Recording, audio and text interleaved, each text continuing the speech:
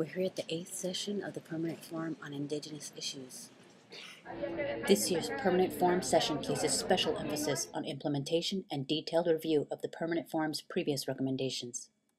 Indigenous peoples and nations from all regions of the world converged on the United Nations Permanent Forum 8th session to address a range of serious considerations. Las mujeres indígenas somos la personificación que le droit au logement est un droit pour tous et qu'en l'occurrence son application constitue l'un des Over 3,000 people pre-registered for the Permanent Forum, representing over 500 Indigenous organizations and communities. The Permanent Forum 8th session opened Monday, May 18th. Victoria Tali-Corpus was elected chairperson. The Global Indigenous Peoples Caucus and the Global Indigenous Women's Caucus were among the first to share their recommendations to the Permanent Forum. Some of the recommendations in the Global Indigenous Peoples Caucus included interventions to work on tuberculosis, access to health, free trade for Indigenous people, and water as a part of health and spirituality.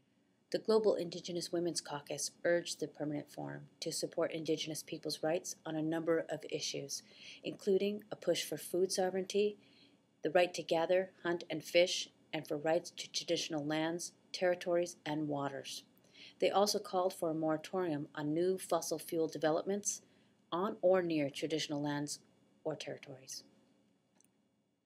This year's agenda includes a follow-up to the recommendations of the Permanent Forum on Economic and Social Development, a report of the expert group meeting on extractive industries, Indigenous peoples' rights and corporate responsibility, as well as Indigenous women, urban Indigenous women and migration, the second international decade of the world's Indigenous people, and human rights.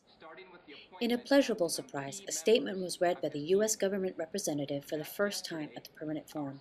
He commended the efforts of the Indigenous peoples, assured the Assembly that the Obama administration is listening, and announced initial steps towards working with Indigenous peoples, which included the appointment of Larry Echohawk as Assistant Secretary to Indian Affairs. Many Indigenous peoples were pleased to see the involvement of the U.S., notwithstanding that the U.S. has voted against the adoption of the Declaration on the Rights of Indigenous Peoples.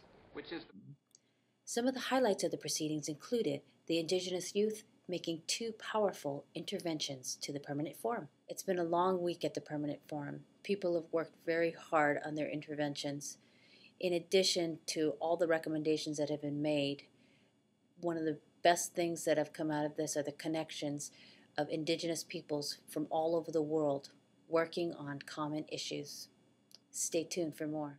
To learn more about what we do or to see more video, visit 7genfund.org or join the 7th Generation Fund cause on Facebook. The 7th Generation Fund is a tax-exempt nonprofit organization that works for Indigenous people's rights.